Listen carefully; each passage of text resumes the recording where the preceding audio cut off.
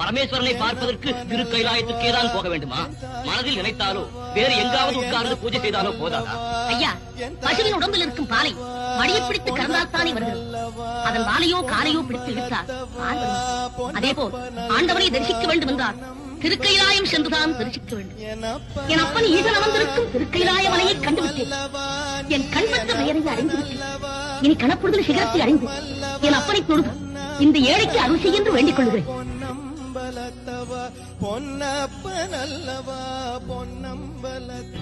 இது என்ன சோதனை?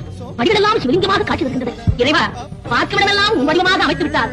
நான் எப்படி படியேறி வரப் போகிறேன் என்று பார்க்கிறாயா? எங்கும் நீயே நிறைந்திருக்கிறாய் என்பதை எனக்கு எடுத்துக்காட்டு. இங்கு ஒரே வடிவமாக இருந்து காட்சி அளிக்கிறாயா? ஒருக்கா இப்படியெல்லாம் சொல்லித்தார். நான் திரும்பி போய்விடுவேன் என்று எண்ணிவிட்டாயா? உன் வடிவங்களை நீ இங்கிருந்து அகற்றினாலும் இனி நான் படிகளில் காலால் நடந்து வருவதாக என் தலையால் நடந்து வந்தாவது உன்னை கட்டித்தேன்.